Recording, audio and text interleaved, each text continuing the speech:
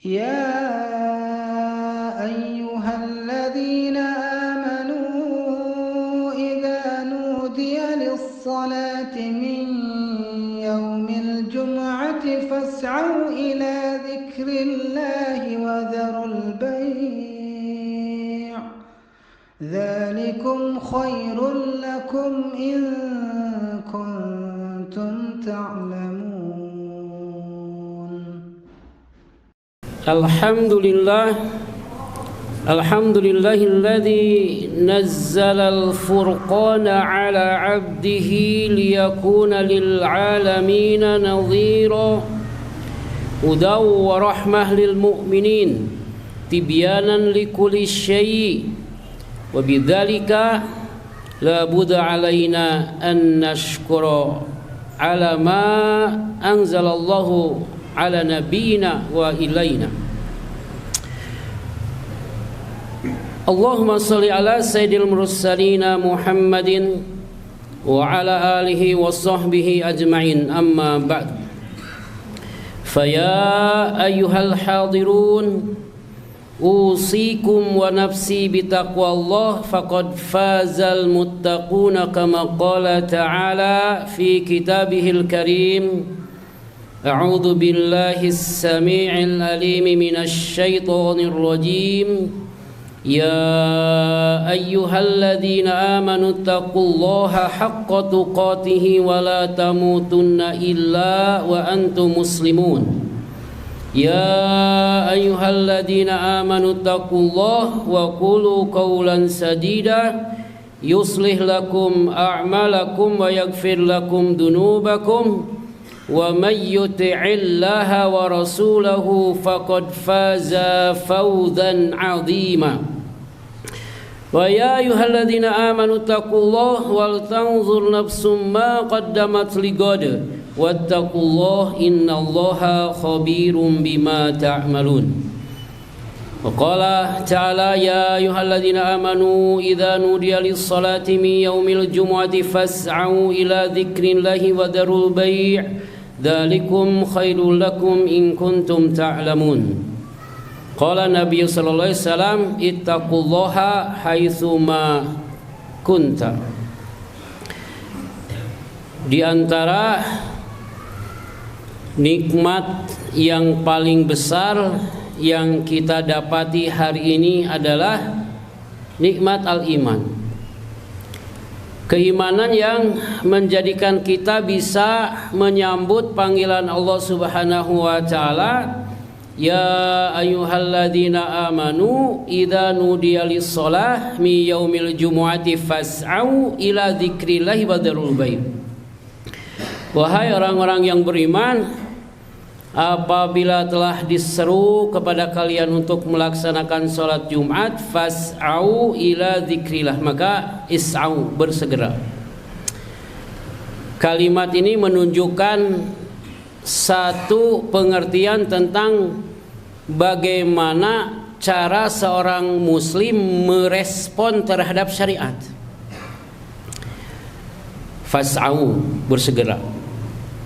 Wadarul bayi, tinggalkan jual beli, tinggalkan segala perkara yang bisa menghalangi seorang muslim hadir di makom-makom Jumat.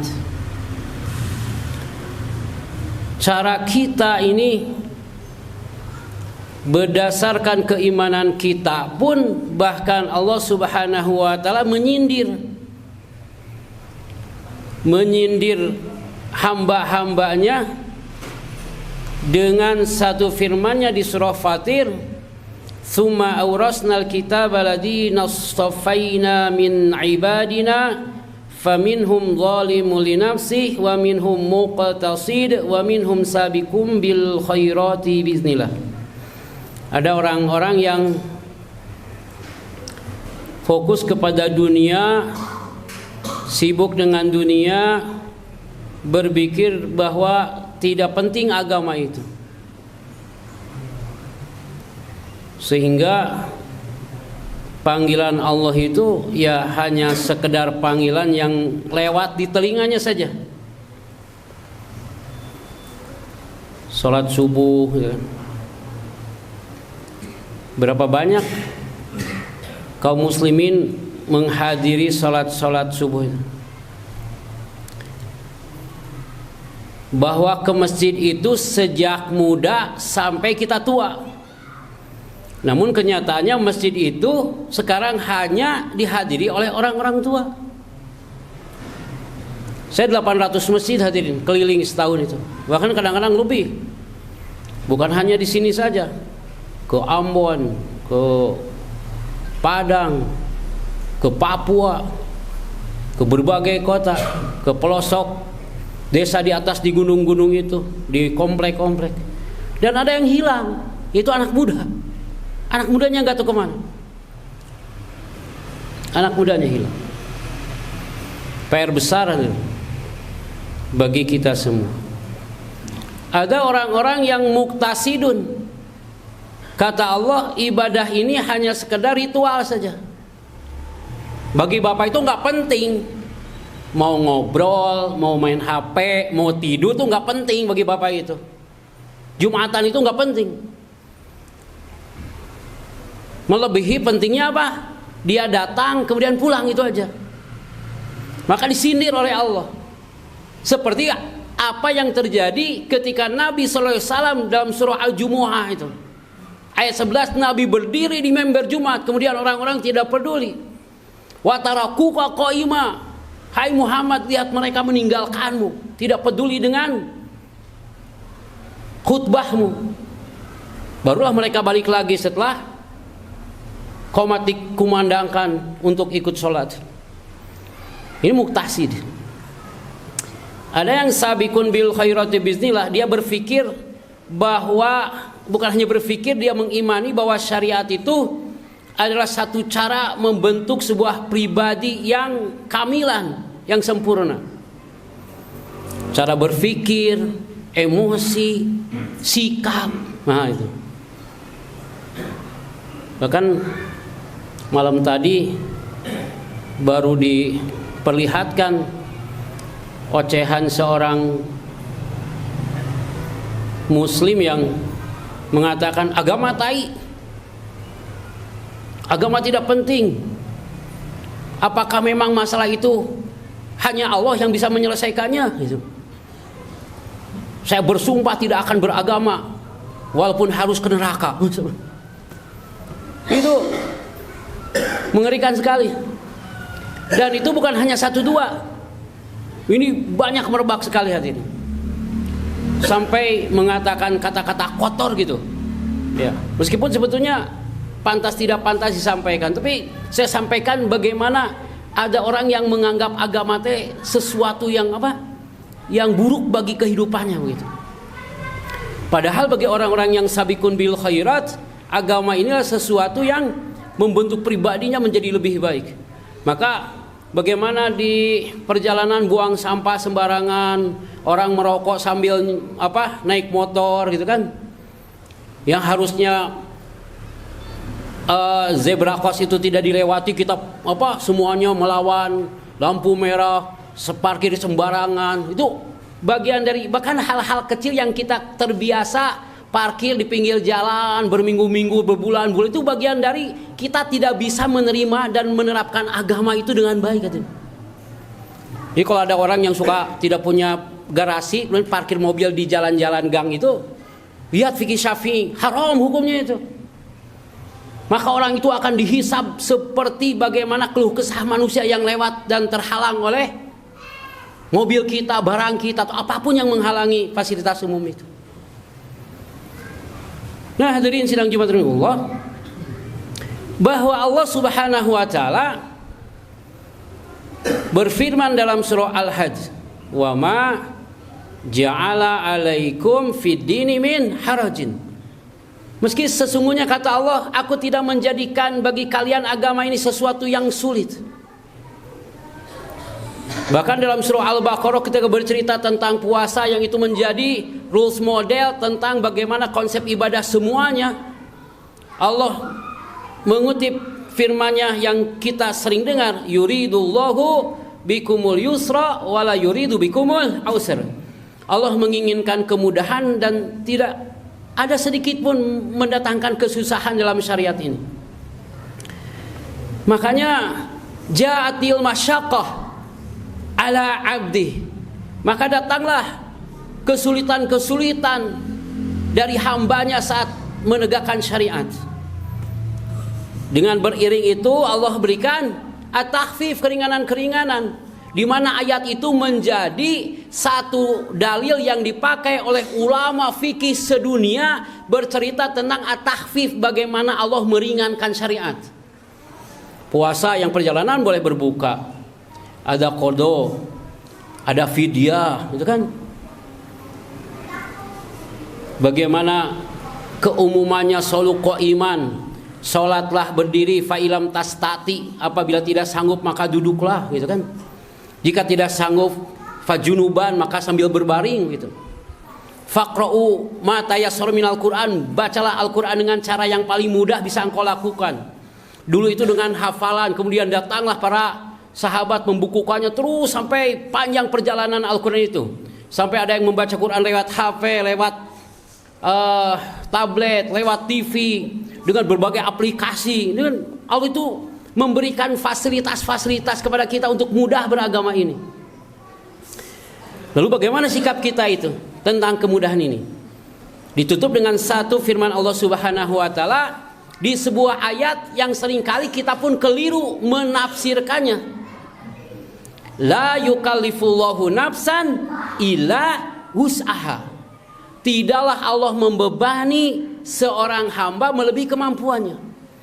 Para ustadz itu seringkali bercerita ayat ini tentang beban hidup. Bercerita tentang beban hidup. Ketika ada orang dikasih beban hidup, masalah hutang, la yukallifullahu nafsan, tenang akhi karim, tenang. Allah tidak membebani seseorang melebihi kemampuannya. Kamu pasti bisa selesai. Padahal para ulama tafsir membahas ayat ini bercerita tentang syariat. La yukallifullahu nafsan, tidaklah Allah membebani seorang hamba itu berupa syariat, illa wus'aha, kecuali sesuai dengan kemampuannya. Maka di banyak ayat, salah satunya surah At-Taghabun, Allah berfirman, fattaqullaha mastata'tum. Maka bertakwalah kepada Allah, bersyariatlah kepada Allah, menjalankan syariat mastata'tum, sesuai dengan kemampuan yang kamu miliki. Tidak usah menyulitkan diri. Tapi agama jadi sulit. Kemarin ada datang ke rumah saya, Pak Ustadz, pinjam uang berapa? 2 juta. Buat apa? Ibu saya meninggal, saya belum tahlilan, saya pinjam 2 juta. Saya kemarin baru jual motor untuk hadiah tahlilan. Ada apa? Saya tidak bercerita tentang boleh tidak bolehnya tahlilan, tapi bagaimana ada orang yang menyulitkan dirinya dalam bersyariat itu. Ya.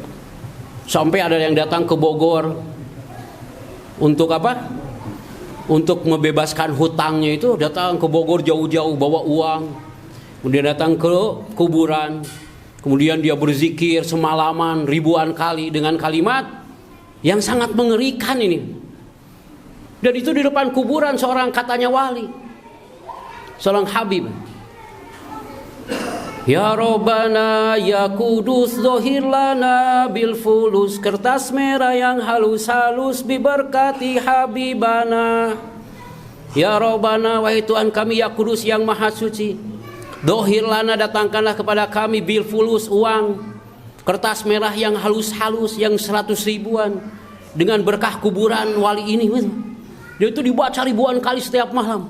Kenapa agama jadi sulit? Padahal Allah telah memberikan akal dan fasilitas doa dan kesempatan bekerja, berkarya untuk menyelesaikan masalah-masalah kehidupan itu.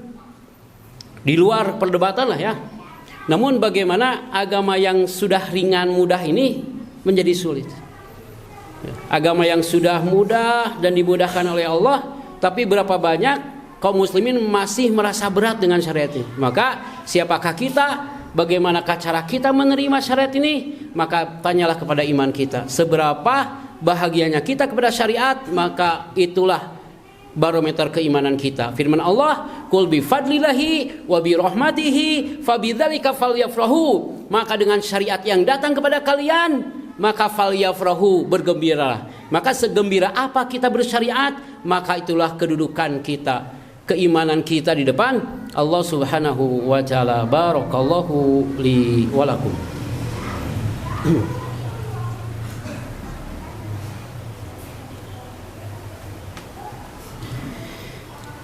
Alhamdulillahilladzi hadana li hadza wa ma kunna linahtadiya laula an hadanallah. Allahumma shalli ala sayyidil mursalin Muhammadin wa ala alihi washabbihi ajmain. Fa ya ayyuhal hadirun ittaqullaha wa qulu qawlan sadida yuslih lakum a'malakum wa yaghfir lakum dhunubakum wa may yuti'illaha wa rasulahu faqad faza fawzan 'azima. Maka hadirin rahimakumullah, jadikanlah kesempatan salat Jumat ini untuk mendengarkan khatib sebaik-baiknya. Serap dalam hati dan jadikanlah amal-amal terbaik agar kita bisa melewati hari-hari ini sesuai dengan apa yang Allah kehendaki. Qala ta'ala fi kitabil karim, a'udzu billahi minasyaitonir rajim, innallaha wa malaikatahu yusholluna 'alan nabi ya ayyuhalladzina amanu shallu 'alaihi wa sallimu taslima. Allahumma shalli ala Muhammadin wa ala alihi washabbihi ajmain. Amin ya Allah ya rabbal alamin. Allahumma ighfir lil mu'minina wal mu'minat, muslimin wal muslimat, al ahya'i minhum wal amwat, innaka sami'un qaribun mujibud da'wat wa ya qadiyal hajat. Allahumma iftah lana abwabal khair, Allahumma iftah lana abwabal ilmi, Allahumma iftah lana abwabal rizqi wa abwabal barakah wa abwabal yusri. Allahumma ij'alna minal muttaqin, Allahumma ij'alna minas salihin. Allahumma irfa' darajatana bi darajati taqwa 'alaika innaka 'ala kulli syai'in qadir. Allahumma rabbana atina fid dunya hasanatan wa fil akhirati hasanatan wa qina adzabannar. Subhana rabbika rabbil izzati amma yasifun wassalamun 'alal mursalin walhamdulillahi rabbil alamin.